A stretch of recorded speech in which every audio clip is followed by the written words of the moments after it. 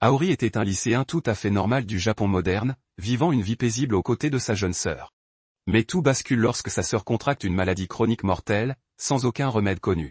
Le coût du traitement est si élevé qu'un petit boulot ne suffirait jamais, alors il se tourne vers le monde des réseaux sociaux dans l'espoir d'amasser de l'argent rapidement. Malheureusement, il n'est pas une jolie fille avec du caractère qui peut poster des photos sexy pour gagner des millions, il est donc forcé de se trouver une nouvelle niche. Il décide de devenir un youtubeur détesté, que tout le monde regarde par pure haine, voulant lui faire payer tout ce qu'il a fait jusqu'à présent. Sa notoriété explose, il provoque des combattants respectés, les agresse lâchement devant la caméra, les tabasse sans respect et leur crache dessus avant de fuir comme un lâche. Cela irrite profondément les viewers qui le traitent de lâche, d'ordure incapable de gagner un combat à la loyale. Mais Aori s'en fiche complètement, car cela ne fait qu'augmenter sa rétention et ses statistiques. Récemment, il a agressé un créateur de contenu MMA adoré et l'a tabassé avec une chaise avant de fuir la police. Tout le monde en parle et dit que ce clone raté de Jake Paul mérite de se faire botter les fesses. Aori s'en moque, il parcourt simplement les commentaires et découvre une haine brûlante à son égard. Mais peu importe, il rit en vérifiant ses revenus qui crèvent le plafond à ce stade.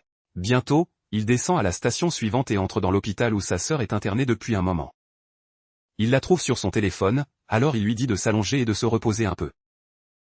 Akari répond qu'elle s'est reposée toute la journée et qu'elle veut juste discuter avec lui.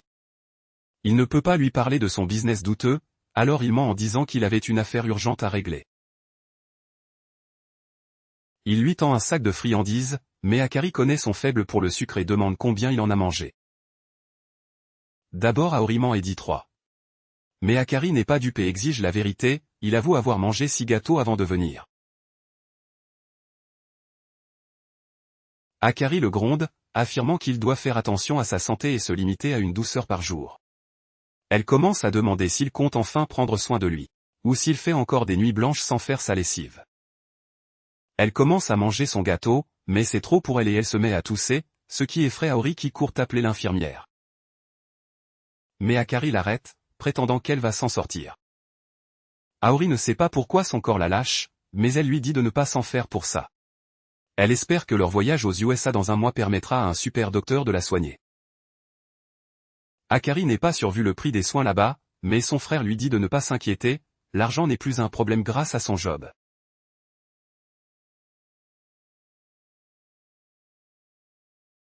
Plus tard, il repense à l'orphelinat et au directeur qui leur apprenait à toujours faire le bien, peu importe la difficulté. Mais Aori a tout rejeté. S'il y avait un moyen de gagner de l'argent honnêtement, il le ferait. Malheureusement, sans bonne école, la seule chose qu'il possède est un corps robuste, doué pour la bagarre. Il sait qu'il trahit tout ce qu'on lui a appris, mais il s'en fiche, prêt à brûler le monde entier pour sauver Akari. Un mois passe. Aori, totalement inactif sur ses réseaux, est présumé tué par un mafieux ou simplement retraité. Aori, pourtant, n'est pas mort et va bien dans son petit studio. Il mange du pudding en demandant à Akari au téléphone si elle en veut un peu. Akari répond qu'elle adorerait du pudding au chocolat, alors Aori promet d'en apporter à sa prochaine visite. Il semble satisfait de sa vie et s'endort bientôt téléphone en main, une habitude que je connais bien. Plus tard dans la nuit, en plein rêve, il est réveillé par un bruit et voit avec horreur une silhouette armée d'un marteau géant. L'intrus tente de l'écraser, mais grâce à ses réflexes, il parvient à esquiver de justesse. L'intrus le traite de connard pour avoir esquivé et enchaîne 3 attaques visant le téléphone d'Aori. Encore une fois, Aori esquive, sauvant sa vie de peu, mais finit par lâcher son téléphone au dernier moment. C'est là qu'il réalise que ce braqueur bizarre n'en a pas après lui, mais après son téléphone. Heureusement, il parvient à saisir son téléphone avant que l'homme ne le détruise et s'enfuit en courant hors de la maison. Aori décide de courir vers un parc éclairé pour semer l'agresseur et envoyer un message à Akari sur l'intrusion. Akari continue de lui écrire, lui disant de fuir et d'aller voir la police. Mais au lieu d'appeler les flics, cet idiot continue de discuter avec sa sœur sur son téléphone. Avant qu'il ne puisse faire quoi que ce soit, l'intrus le rattrape et tente de l'attaquer. Mais cette fois, Aori décide de tenir bon et de riposter. Il bloque le marteau d'un coup de pied, ce qui surprend l'agresseur, puis Aori lance une contre-attaque, facilement bloquée. Aori continue son assaut de coups de poing et ajoute un coup de pied pour faire bonne mesure. Mais toutes ces attaques sont soit esquivées, soit stoppées sans effort par le psychopathe au marteau. L'intrus tente encore d'exploser le téléphone des mains d'Aori et rate de peu. Aori ne comprend pas ce qu'il veut. L'homme l'appelle par son nom, dénonçant son job de youtubeur rage bait et qui trigger les gens sans raison.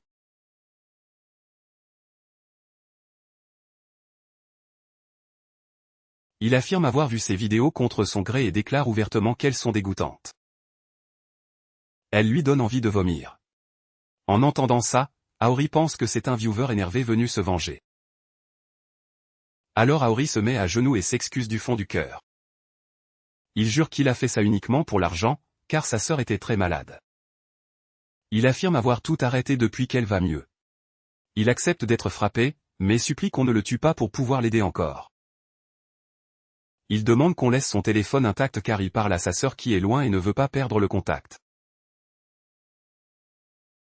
Avant même qu'il ne finisse sa phrase, l'homme attaque à nouveau le téléphone avec le marteau. Aori lui dit de reculer, qu'il peut le frapper lui autant qu'il veut. Mais l'homme rétorque qu'il s'en fout de lui et veut juste détruire l'appareil au plus vite. L'intrus se calme un peu, affirmant qu'Aori a l'air d'un fou, sa sœur est morte depuis plus d'1 mois. Aori refuse cette réalité et demande, si elle est morte, alors avec qui bon sang est-il en train d'envoyer des textos? Il s'avère qu'à cause d'un conflit soudain impliquant l'Amérique, son vol a été annulé. Sa santé s'est dégradée dans les jours suivants, entraînant sa mort. Incapable d'accepter la réalité, Aori a raté les funérailles et s'est enfermé chez lui. Il envoyait des messages désespérés. Un jour, en mangeant, il a vu le signe lube et a reçu une réponse d'Akari. Il n'en croyait pas ses yeux, mais elle connaissait des choses qu'elle seule pouvait savoir. Il s'est persuadé que c'était la vraie Akari et a refusé de croire quiconque disant le contraire. Soudain, son téléphone bug et la vidéo d'Akari apparaît, en larmes, lui demandant s'il va bien. Avant qu'il ne puisse répondre, l'intrus lui arrache le téléphone et l'écrase avec son marteau, Aori étant trop lent pour réagir. Surprise, le téléphone ne casse pas. Une énergie menaçante en sort et Akari se matérialise devant lui via l'appareil. Aori n'en croit pas ses yeux et tombe à genoux en pleurant, mais le visage d'Akari se transforme en masque démoniaque pleurant du sang.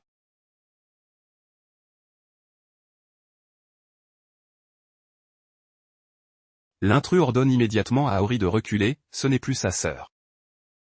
Il affirme que la personne avec qui il parlait était un fantôme. Avant, les esprits hantaient des lieux chargés d'émotions, mais maintenant, les gens vivent sur leur téléphone, et quand ils meurent.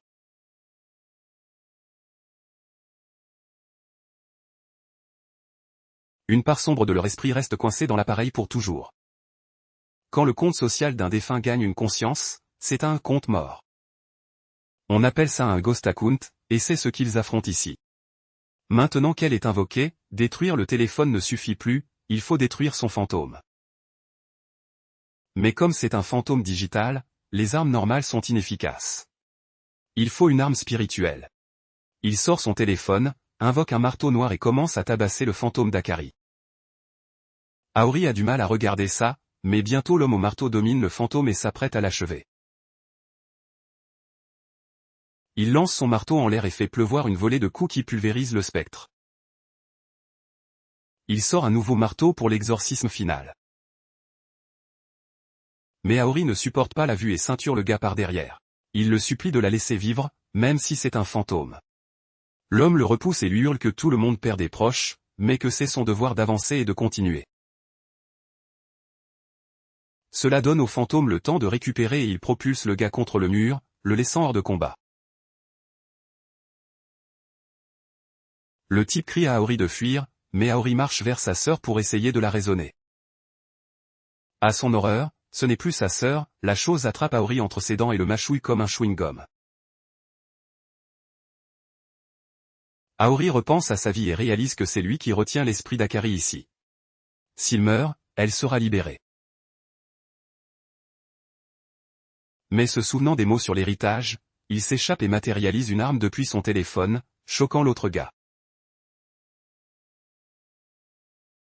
Aori se prépare au combat final et transperce sa propre sœur avec une épée de flamme bleue, l'exorcisant avant de s'évanouir. Plus tard, des gens de l'Académie du Marteau arrivent pour inspecter et demandent comment Aori a vaincu le fantôme. Le garçon au marteau rapporte qu'Aori possède une épée de flamme. Leur chef minimise le fait, jusqu'à ce que le garçon révèle que l'épée était bleue. Choqué, le leader ordonne d'emmener Aori à l'Académie Miden pour voir s'il survivra à l'entraînement ou s'il mourra. Quand Aori se réveille le lendemain, il se trouve dans une chambre étrange qu'il prend pour un hôtel. Ses souvenirs sont flous, il pense avoir fait un cauchemar où sa sœur morte devenait un fantôme, un type au marteau débarquait, et où il a dû la tuer avec ses pouvoirs.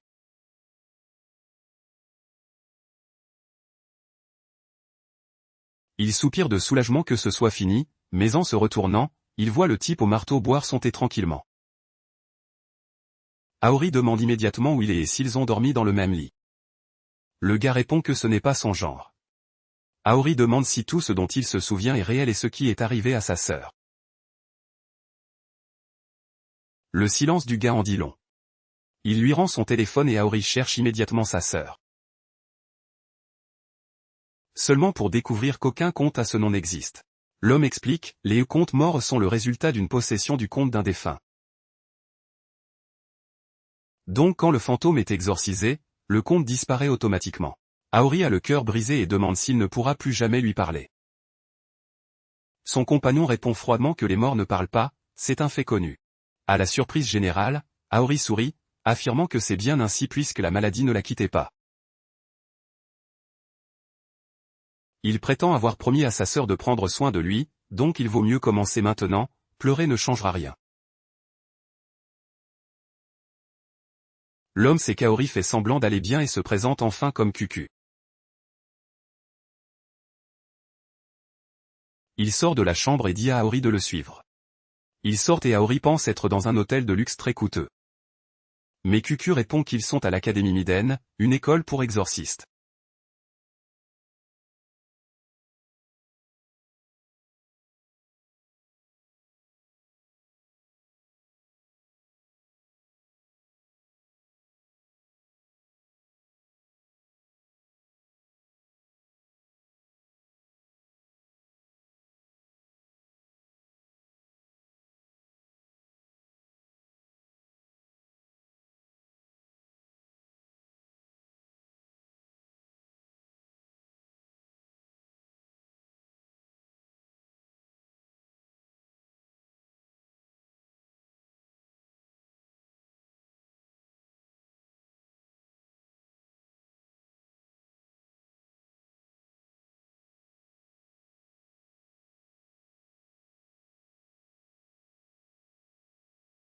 Aori n'arrive pas à croire que c'est une école et pense toujours à une blague ou un hôtel.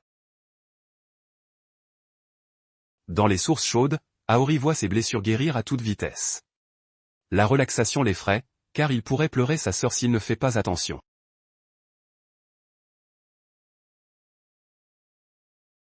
Il s'asperge le visage pour sortir de sa torpeur, quand soudain, le leader nommé Zack émerge de l'eau, totalement nu.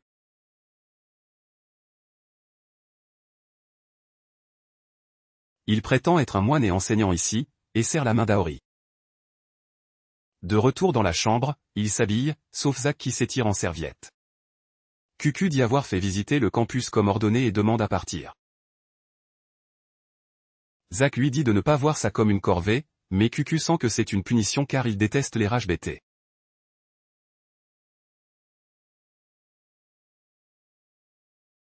Zack l'ignore et demande à Aori s'il est prêt à s'inscrire pour devenir exorciste. Aori est stupéfait, puis rit avec Zack, croyant à une farce, tandis que Cucu demande si Zack remue le couteau dans la plaie. Zack assure qu'il invite Aori de bonne foi, car il a éveillé un pouvoir et serait un atout. Zack explique que la profession d'exorciste remonte à des millénaires de lutte contre les esprits malveillants.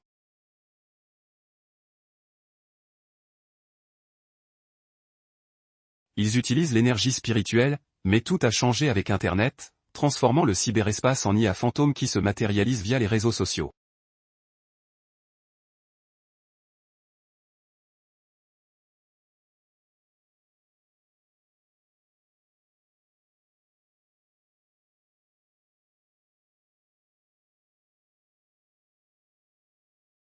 Pendant l'explication, Aori décide qu'il s'en fiche, s'étire et cherche sur Google Maps un site touristique avant de rentrer.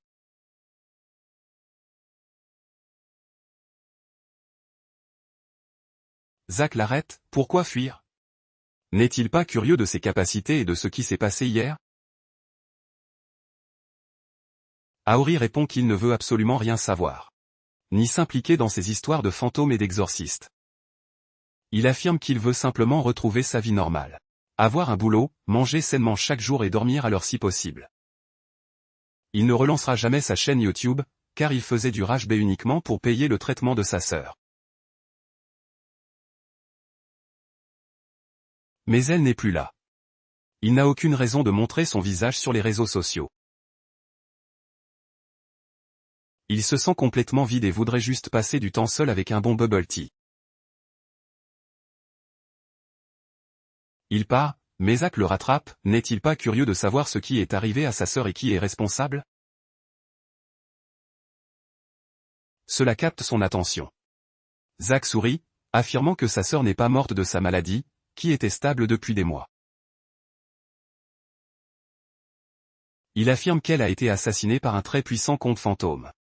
Le visage d'Aori s'assombrit en se rappelant les supplications de sa sœur. Le tueur cible toujours ceux ayant de forts liens avec ce monde.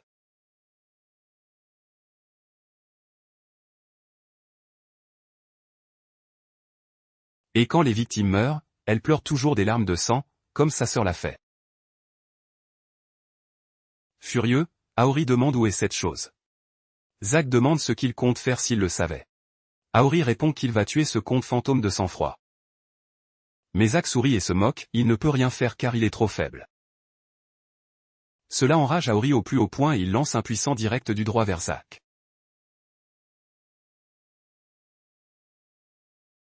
Aori ordonne à Cucu de dégager, car il va démolir ce moine idiot qui croit tout savoir sur lui. Cucu répond que c'est un prof idiot, mais c'est quand même son prof. Zach propose un marché, si Aori bat Cucu avec son niveau actuel. Il reconnaîtra sa force et lui dira tout ce qu'il sait sur le fantôme responsable de la mort de sa sœur.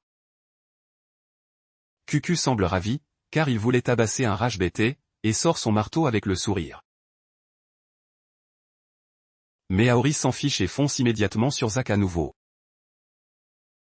Mais il esquive et se met à courir. Il crie à Aori de se battre contre Cucu, pas lui, pendant qu'Aori le poursuit. Aori refuse ces conneries, la personne qu'il aimait le plus au monde a été assassinée. Avant d'attraper Zach, il se fait plaquer par Cucu qui lui dit de la fermer, son petit malheur n'a rien de spécial ici.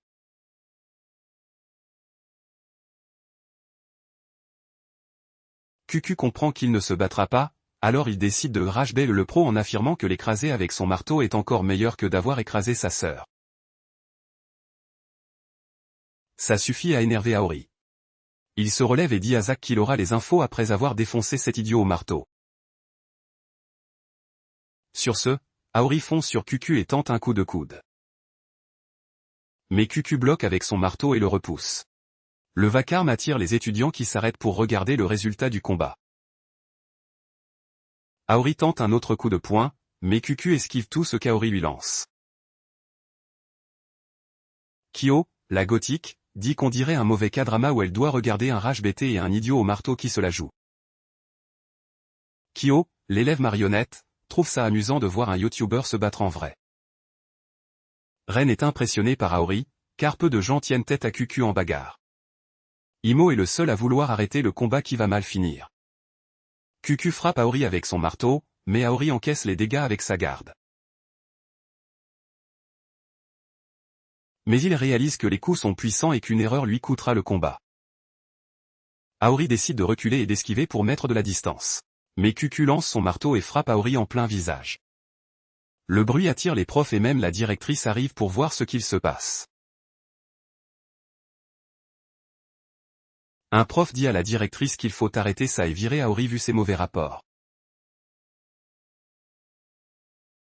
La directrice lui dit de fermer sa gueule et de regarder. Cucu dit à Aori qu'il adore tabasser un rage bêté, et Aori hurle encore qu'il a fait ça pour sauver sa sœur. Cucu n'est pas convaincu et le frappe, affirmant qu'il y avait d'autres moyens et qu'il a fait ça par facilité et plaisir. Aori arrête de se défendre et Cucu le pilonne avec son marteau avant d'utiliser une attaque spéciale, multipliant son marteau pour l'achever.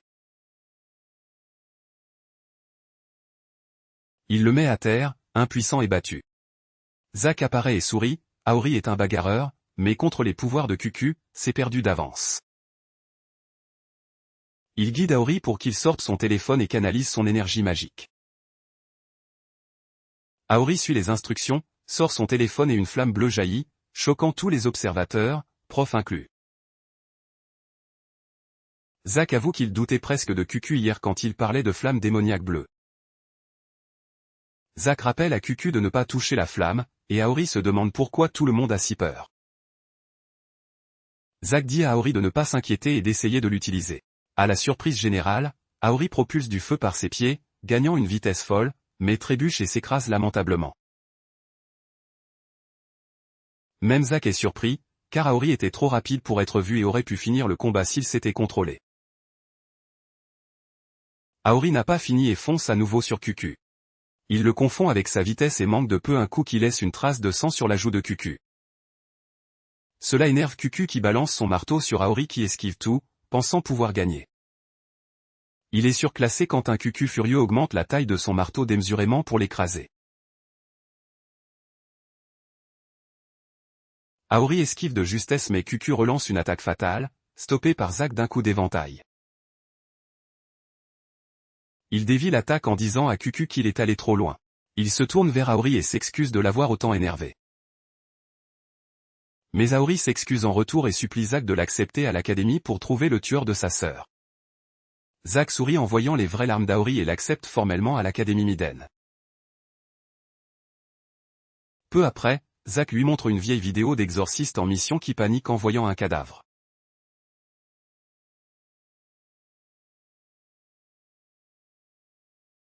Il repère un smartphone devant lui et un fantôme en sort.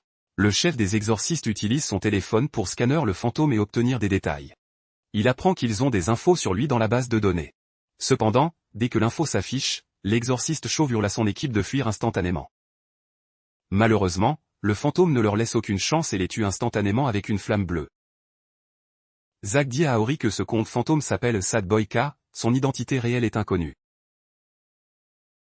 Ils savent juste qu'il est incroyablement puissant, l'ennemi numéro 1, et surtout, c'est lui qui a tué la sœur d'Aori. Aori est choqué et réalise que le fantôme utilise les mêmes flammes bleues que lui. Zack explique que c'est la capacité flamme du démon. Une malédiction qui vole la force vitale de tout ce qu'elle touche. Aori revoit les larmes de sang des victimes, exactement comme pour Akari à sa mort. Il demande à Zack comment il peut avoir le même pouvoir que le tueur de sa sœur. Zack dit qu'il n'en a aucune idée, ce qui soulève encore plus de questions pour Aori. Il commence à paniquer d'avoir utilisé un pouvoir si mortel contre Cucu, et Zack rit, heureusement que personne n'est mort. Aori demande comment il reste en vie entouré de ces flammes, et Zack demande si un serpent meurt de son propre venin. C'est trop pour Aori, il dit à Zack qu'il doit rentrer chez lui quelques jours pour digérer sa nouvelle vie. Cependant, Cucu et la classe 1B arrivent et lui disent qu'il est hors de question qu'ils partent. Zack présente ses élèves à Aori et demande à tous de bien s'entendre avec le nouveau. Mais Cucu le pique, disant que personne ne veut d'un camarade dont les flammes peuvent tuer, mais qu'ils doivent le surveiller pour qu'il ne devienne pas un vilain. Cucu traite la situation de merdique, mais un blond nommé Ren le pousse et se présente à Aori. Il lui dit de ne pas faire attention à Cucu, qui est sympa une fois qu'on le connaît. Ensuite, une poupée nommée Ajim s'avance et dit qu'Aori a juste énervé Cucu en le touchant. Aori flippe devant la cousine d'Annabelle, mais elle lui propose une collab de streaming un jour. Ren demande à Aori de se préparer pour un selfie, pendant que la classe observe ce chaos. Zack annonce à Aori un dernier test avant de devenir un exorciste à part entière. Il l'emmène en salle d'entraînement où une machine dorée mesurera ses capacités. Zack lui dit que s'il réussit, il sera envoyé sur le terrain et croisera Sad Boy K tôt ou tard. Aori s'enflamme à l'idée d'affronter le tueur de sa sœur et demande à commencer. Zack appuie sur un bouton et deux généraux sortent de la lampe dorée.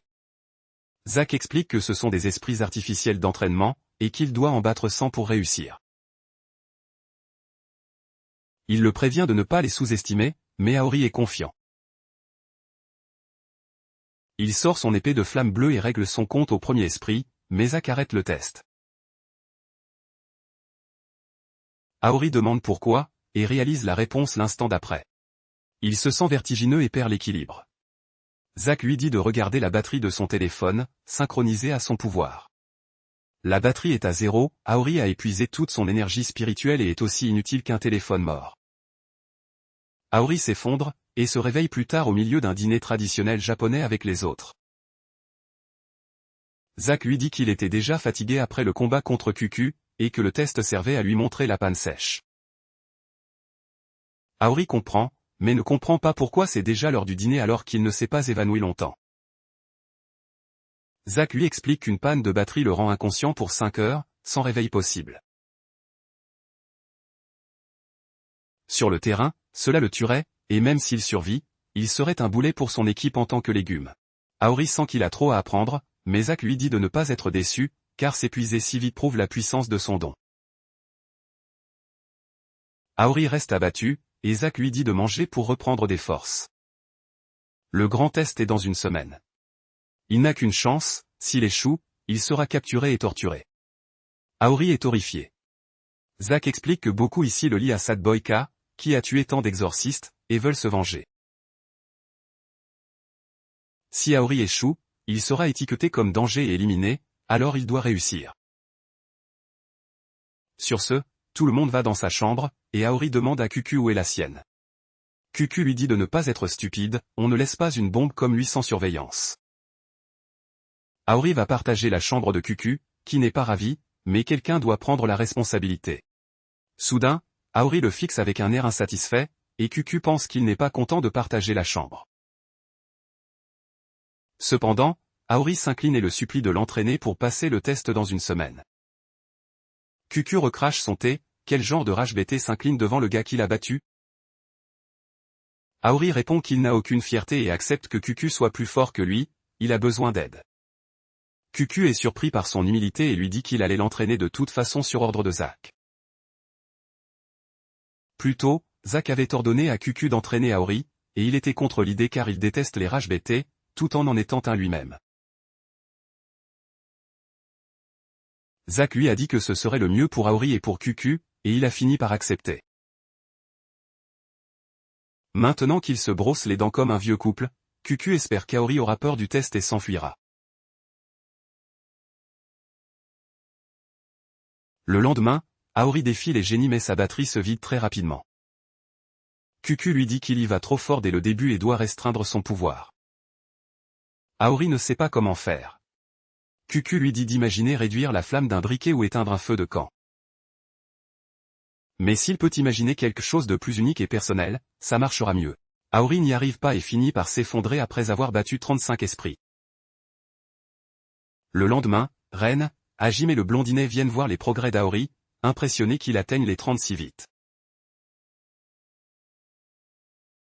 Cependant, il s'effondre à 31, alors il pense à une idée unique pour le jour suivant. Il se bourre de caféine pour ne pas s'endormir. Mais même ainsi, il ne bat que 41 mannequins d'entraînement. Le lendemain, il devient plus efficace et en bat 49, sous le regard de la gothique. Quoi qu'il fasse, il ne dépasse pas la moitié et Cucu insiste sur l'imagerie mentale pour contrôler son pouvoir. Au bout du 6e jour, aucun progrès. Aori décide de se distraire en mangeant des brioches. Cucu demande comment il peut être si insouciant la veille du grand test. Car Zack ne mentait pas sur la torture et la mort en cas d'échec. Cucu lui dit qu'il ne restera que ses os quand ils en auront fini avec lui. Cela rappelle quelque chose à Aori. Il dit devoir rentrer chez lui immédiatement et Cucu croit qu'il se dégonfle. Cependant, Aori s'inquiète d'avoir laissé sa porte ouverte et que les affaires d'Akari soient exposées. Il a peur qu'un pervers ne tente de les voler. Aori lui assure qu'il ne fuira pas car son seul but dans la vie est de venger sa sœur. Le lendemain, C'est l'heure du test final et toute l'école est assemblée pour regarder. Les profs qui détestent Aori sont sûrs qu'il va échouer et qu'ils pourront l'éliminer. Il lance le test avec un sourire sadique. Aori commence à vaincre les esprits rapidement avec son lance-flamme. Mais il ne contrôle toujours pas sa puissance et tombe à 30% de batterie avant même d'en avoir vaincu 30. Ses camarades l'encouragent, mais Cucu pète un câble et commence à insulter Aori. Il le traite de merde, de rage bêté qui n'a que de la gueule. Ses camarades ne comprennent pas ce qu'il fait. Mais Cucu continue de provoquer le professionnel du rage-bait avec un sourire narquois. Bientôt, ceux qui haïssent Aori rejoignent le mouvement et l'insultent bruyamment. Ils lui disent de se dépêcher d'échouer. Mais Aori continue de se battre en endurant les insultes. Tout cela lui rappelle l'époque où il a commencé le contenu rage-bait. Et les commentaires négatifs qui le terrifiaient. Il pensait abandonner, mais voyant sa sœur cracher du sang, il a réalisé que rien ne pouvait l'effrayer davantage. Il était prêt à tout pour gagner l'argent du traitement. À ce moment-là, il a commencé à voir ses haters comme ceux qui l'aidaient à gagner de l'argent grâce à leur haine. Ce moment l'a aidé à contrôler ses émotions. Et Aori utilise ce même sentiment pour canaliser son pouvoir. Son lance-flamme devient plus petit et précis. Il parvient à vaincre 100 mannequins sans s'évanouir. Personne n'en croit ses yeux, mais Zack réalise la brillance du plan de Cucu. Cucu a délibérément retourné la foule contre Aori, le mettant dans son élément de rage bêté. C'est ainsi qu'il a pu contrôler son pouvoir. Cependant, le type aux cheveux longs qui est Aori ne supporte pas ce résultat. Il réactive la machine, invoquant la version la plus puissante des mannequins de test. Coïncidence, Aori n'était pas rassasié par la réussite du test. Il laisse parler son côté sauvage en démolissant aussi les esprits puissants. Il finit par vaincre 161 esprits avant que la machine ne tombe en panne. Tout le monde est surpris car Aori vient de battre le record du nombre d'esprits vaincus. Et Zack se félicite d'avoir associé Aori à Cucu. Le lendemain, Aori commence officiellement l'école et est choqué de devoir étudier des matières normales. Après la classe, Ren lui dit de ne pas hésiter à demander de l'aide s'il est coincé. Il procède immédiatement à un selfie. Hajime arrive pour le suivant et demande au blondinet Imo de se joindre à eux. Pendant qu'Imo explique être timide devant la caméra, Aori se demande quel pouvoir ils ont. Hajime est ravi qu'il n'ait pas été torturé, et il dit que c'est grâce à Cucu. Il se tourne pour le remercier, mais Cucu est énervé d'avoir vu Aori partir en vrille hier. Il l'accuse d'être un autre rage bêté qui prospère quand les gens sont en colère contre lui. Aori dit que ce n'est pas ça, mais la gothique Yuru leur dit à tous deux de la fermer. Elle dit que tous ceux avec des capacités offensives ont une personnalité horrible, Cucu inclus. Cucu est offensé que Yuru le mette dans la même catégorie qu'Aori. Il lui dit de retirer ça et il commence à s'envoyer balader. Juste là, Zack arrive pour leur dire qu'il a une mission pour eux. Il va laisser Aori faire son baptême du feu avec celle-ci. Il se demande qui envoyer avec lui car l'exorcisme est un travail d'équipe. En voyant Cucu et Yuru se chamailler, il a l'idée de les mettre dans la même équipe. Cette nuit-là, Aori, Cucu et Yuru sont envoyés en mission dans un van et arrivent à un studio photo. Ils se demandent ce qu'ils font là, quand soudain un homme blond surgit avec une secrétaire sexy. Il dit à Aori que c'est ici qu'ils vont travailler et demande s'il connaît ces hubs technologiques. Aori est confus et demande qui c'est. Le blondinet révèle qu'il est Zack lui-même déguisé. Comme il se fait trop remarquer en vêtements de moine, il allait expliquer la mission. Quand soudain un groupe de 3 jeunes femmes approche Zack, le trouvant beau et grand, Zack est un peu dépassé alors qu'elle demande son numéro pour un rencard. Zack tente de marmonner qu'il est un moine ayant renoncé aux choses matérielles. Mais certaines choses ne changent pas, il observe les atouts des filles et fond, alors qu'elles l'emmènent pour dîner et faire du cardio plus tard. Aori pense au fait que certains meurent de soif pendant que d'autres se noient dans l'abondance. La secrétaire sexy nommée Kiko réalise qu'elle doit tout gérer et dit aux étudiants d'écouter attentivement. Elle affirme qu'ils ont capté des signaux d'esprit il y a 1 heure dans ce bâtiment où un client a été blessé. Elle prétend qu'il pourrait avoir affaire à un groupe de contes fantômes. Cela embrouille Aori qui demande si les contes morts se déplacent en essaim. Mais Cucu lui dit que les contes fantômes sont digitaux et doivent se recharger périodiquement. C'est pourquoi les magasins d'électronique deviennent inévitablement des points chauds d'activité paranormale. Avant qu'Aori ne puisse digérer l'info, Yuru s'énerve et demande pourquoi elle est dans la même équipe que ces 2 losers.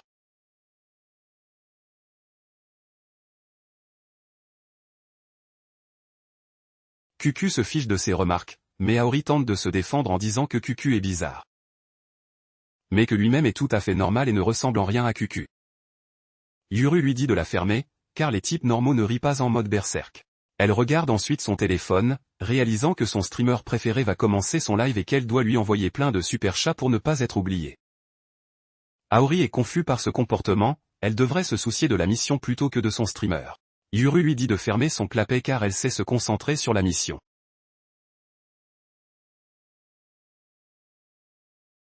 Elle leur dit que leur mission est de se débarrasser des esprits dans le bâtiment, déjà vidé de ses employés et clients.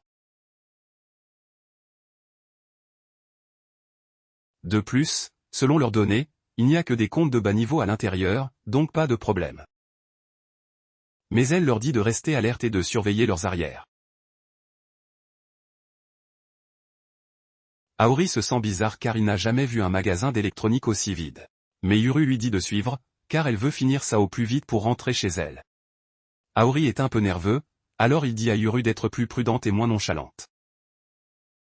Mais avant qu'il ne finisse, un fantôme apparaît derrière Yuru et tente de la toucher. Aori panique, mais Yuru ne sourcille pas, esquive l'attaque, sort son téléphone et active son pouvoir qui change sa main en pistolet effrayant.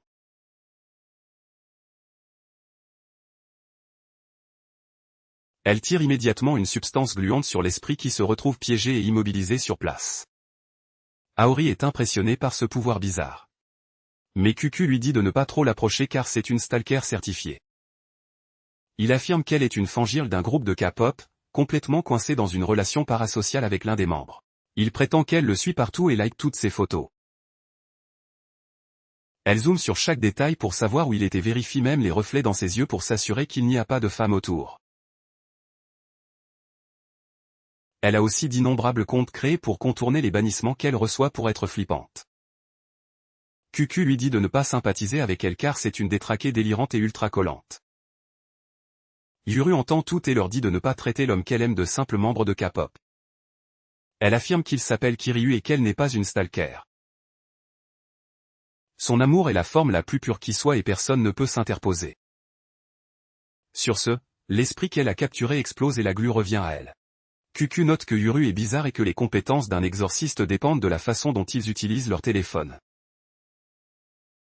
Cela lui fait réaliser que s'il a des capacités de feu, c'est parce qu'il est un rage-bêté qui passait son temps à énerver les gens. Avant qu'il ne comprenne le concept, Yuru se tourne vers lui et lui tire sa glu dessus. Il est choqué et immobilisé, mais il s'avère qu'il y avait un esprit derrière lui que Yuru a stoppé, et Cucu intervient avec son marteau. Détruisant ce fantôme, après quoi ils se tiennent dos à dos, prêts à affronter les autres.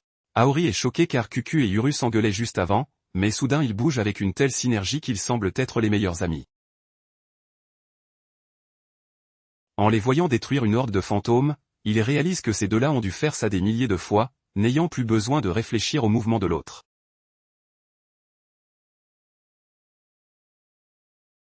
C'est là qu'il comprend pourquoi le travail d'équipe est si important dans cette profession.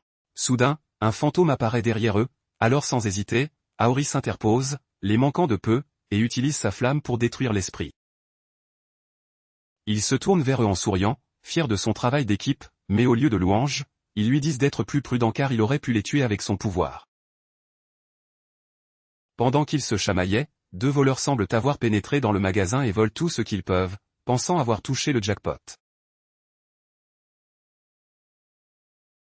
Mais alors qu'il remplissait un sac, le voleur chauve se fait attraper par un fantôme, et quand l'autre regarde. Il est horrifié de voir un fantôme géant tenant le chauve dans sa main aux longs ongles. Ailleurs dans le magasin, Yuru se plaint de ne jamais avoir voulu être exorciste car elle est une amoureuse, pas une combattante, mais elle n'avait pas le choix. De plus, elle a besoin d'argent pour ses super chats à son streamer préféré, ce qui ne lui laisse pas d'autre choix que d'accepter ces jobs dangereux. Elle continue d'utiliser son arme gluante pour stopper les fantômes, tandis que Cucu utilise son marteau pour les détruire, en hurlant à Aori d'arrêter de jacasser. Yuru s'énerve encore contre Cucu, affirmant qu'elle n'est compatible avec aucun exorciste de type attaque, et qu'elle trouve Cucu particulièrement agaçant. Même en se disputant, ils ne manquent pas un seul mouvement et détruisent un autre fantôme avec aisance. C'est alors que Yuru dit à Aori que même si Cucu est une ordure, ses capacités sont excellentes, ce qui signifie qu'ils n'ont pas besoin d'un autre attaquant à flamme bleue. Bientôt, ils atteignent le dernier étage où ils trouvent les deux voleurs morts, pendus au plafond. Aori est choqué, mais Yuru repère l'esprit et l'attaque avec sa glu tandis que Cucu fonce pour le frapper avec son marteau. À leur surprise, l'esprit n'a même pas une égratignure et se retourne en leur disant de dégager car elle décorait juste sa poupée. Cucu réalise immédiatement que quelque chose ne va pas et que ce n'est pas un esprit normal. Il ne s'attendait qu'à des bas niveaux, pas à ce grade.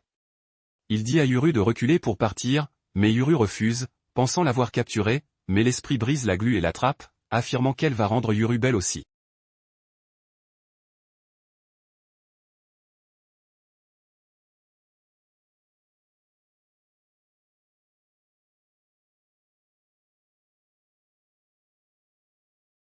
Cucu fonce avec son marteau et frappe l'esprit de toutes ses forces, mais l'esprit guérit immédiatement et éjecte Cucu en un instant.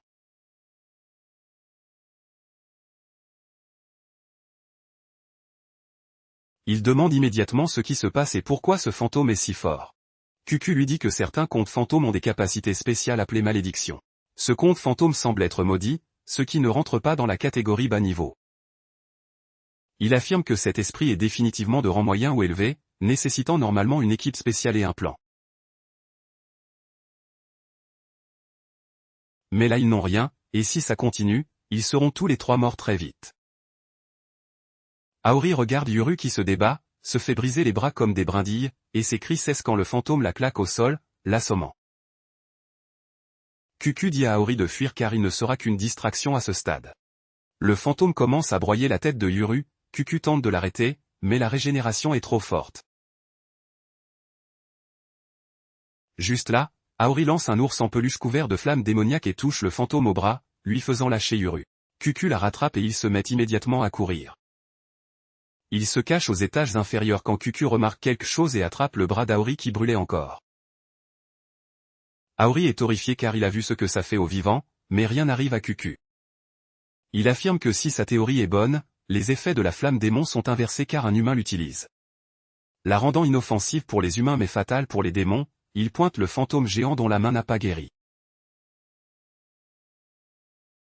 Il formule un plan où Aori attaque par derrière, causant une blessure incurable, et Cucu enchaîne en pilonnant avec son marteau.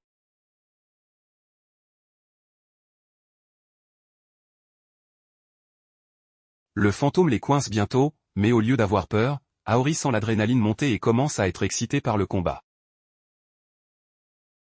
Il lance une autre peluche enflammée mais le fantôme esquive et attrape Aori hors de position. Elle l'aurait fini sur place si Yuru ne s'était pas relevé pour tirer sa glu sur le fantôme. Furieuse que son stream ait commencé, elle dit aux autres de finir vite car elle veut être le premier super chat pour Kiryu.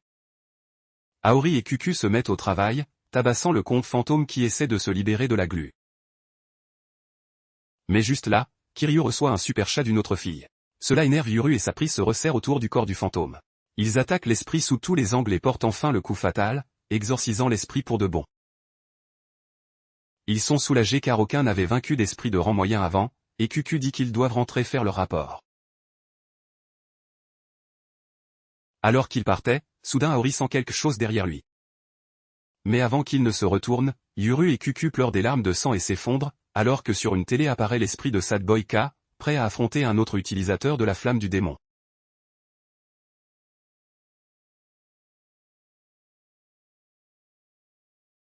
Merci d'avoir regardé et à la prochaine.